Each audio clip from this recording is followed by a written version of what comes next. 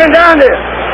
Round number 6, Roberto Duran and Monroe Brooks. In the 5th round, Brooks came back strongly against Duran, but I guess we'd still have to have Duran ahead at this point, Gil. Oh, yeah, Duran has won just about every round, but Brooks has been in every round, Tim. It's a question of Brooks landing one big punch and hurting Duran. If he can't do that, he can't win the fight. Roberto Duran on the left of your screen, Brooks on the right. Two well-conditioned athletes. We talked about the conditioning of Duran. As you can see, he doesn't look all that to fit around the waistline, but boy, he has been throwing leather like he is in excellent shape. The 6th round, and Duran so far through 6 rounds against a class opponent like Brooks has shown he can do very well against the welterweights. Boy, there are a lot of great fighters in this class, Gil. Yes, there are. The welterweight division today, Tim, has more class fighters than any other division. You have the 2 champions. You have Palomino, you have Cuevas, you have Benitez, you have Weston, you have Dave Green, Sugar Ray Leonard. Just a great class. And with Duran moving up into the class, it's probably going to be the most exciting class in boxing today. Well, there's a youngster in Detroit, the name of Tommy Hearns, getting a lot of attention. He's been flattening everybody in sight. He's going to be a factor soon against name opponents. Yes, you mentioned his name, and all of the top welterweights managers shake.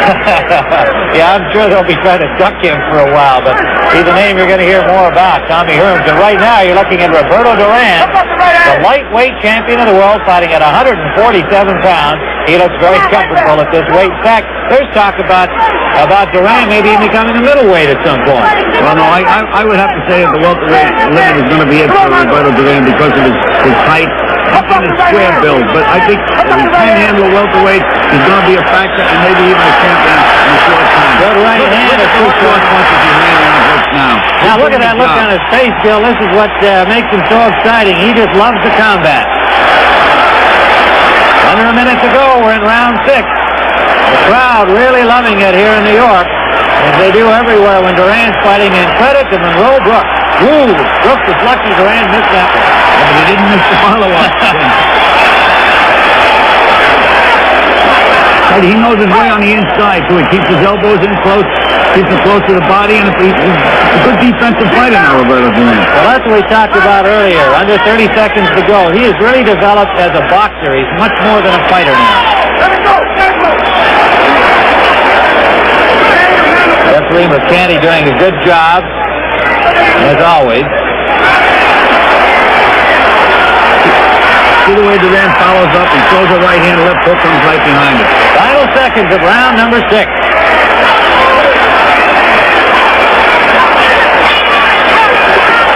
Number 8. And Duran really seems to be dominating Brooks now for the first time, showing a little signs of tiring, Gil.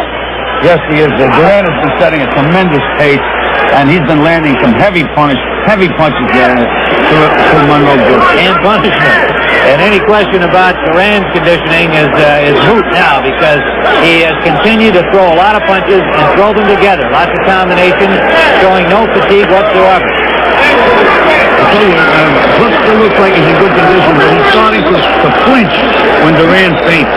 He's feeling the effects of the punches. Roberto Duran, 63 victories, only 1 defeat. Did you see Brooks try to jump up and down? That means he's not feeling his legs so good. He actually tried to feel and say, are my legs still there? He wants to know. We'll find out. Oftentimes you see fighters do that as they're taking more punishment as the fight advances, and that's a good point you make, Gil, as fight fans to understand what the fighter's trying to do at that point, see what he's got left under him.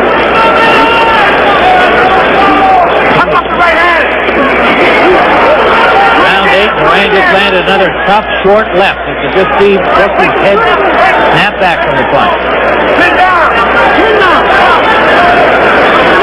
Jim Ryan and Gil Clancy. Brooks and Duran from Madison Square Garden, New York, round 8. Scheduled for 10. Duran just standing in there flat-footed now, measuring. Whoops, down he goes. A hard left to the body. Left hook to the left. Boy, that hurt him. And it doesn't look like he's going to get up from that. 9, 10. That's it. It's all over. Arthur McCanty says, sorry, Monroe. You've really had enough. It was a left to the body, right to the liver, as Gil Clancy pointed out. You can see how tired Brooks is now, and he's in some pain. A happy Roberto Duran. And does he love to fight? Let's take a look at that knockout punch again. Not too often you see a knockout punch like this, Gil. Clean left hook to the liver.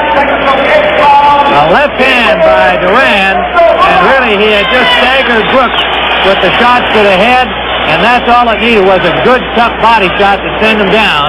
And Brooks put up a great fight, but there is a happy Roberto Duran, an outstanding victory, and certainly now he's proved he's ready for the welterweight top contenders in the months ahead here in 1979. Remember, next week, Canuzzi against Bill Sharkey, a heavyweight fight scheduled for 10 rounds. Be live from Miami, Florida, with Canuzzi against Bill Sharkey. So join us next week on the Sports Spectacular.